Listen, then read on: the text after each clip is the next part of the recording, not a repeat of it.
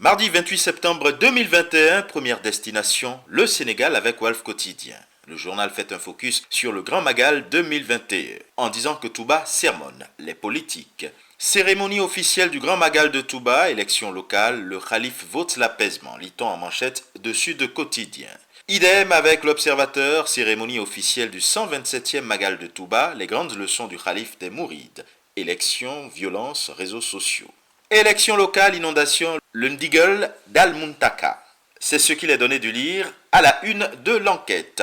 Et le Soleil est lui de célébrer un triste événement, le 19e anniversaire du naufrage du bateau le Joola. Le projet du mémorial avance à grands pas. Et le président Macky Sall de promettre que l'État va renforcer significativement les ressources allouées à l'Office national des pupilles de la nation.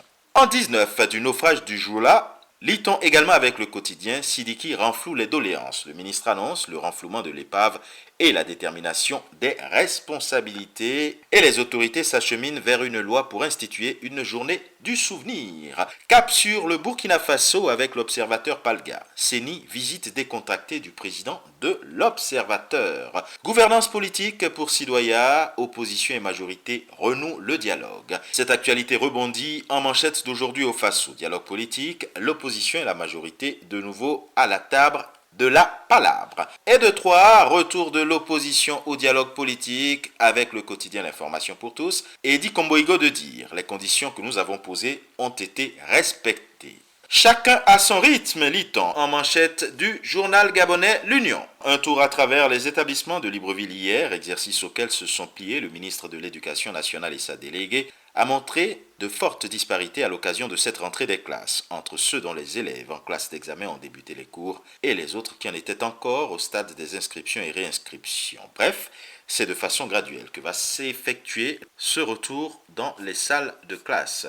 Avec Liberté au Togo, on parle de la prison civile de Lomé et de l'agonie des détenus. Des affaires d'attentats à la pudeur et de drogue s'y ajoutent. En Côte d'Ivoire, pour le patriote, il est question de l'appel à la désobéissance civile. CNT, violence électorale.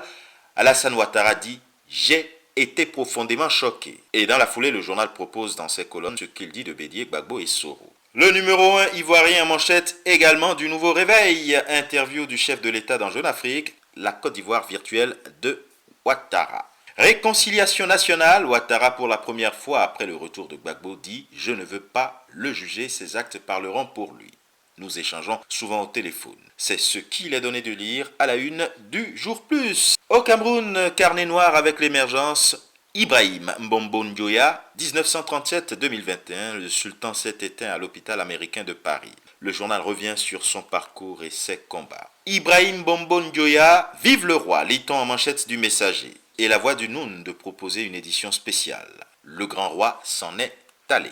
Blanchiment d'argent, 124 milliards blanchis par an selon l'ANIF. C'est l'actualité à laquelle s'est intéressée l'expression économique. Et puis du côté de l'Afrique du Nord, avec le journal Chérifien le matin, on lit que dominant les chambres professionnelles et les conseils des préfectures et des provinces, le RNI, le PAM et le pays sont bien partis pour constituer une majorité confortable à la Chambre des conseillers.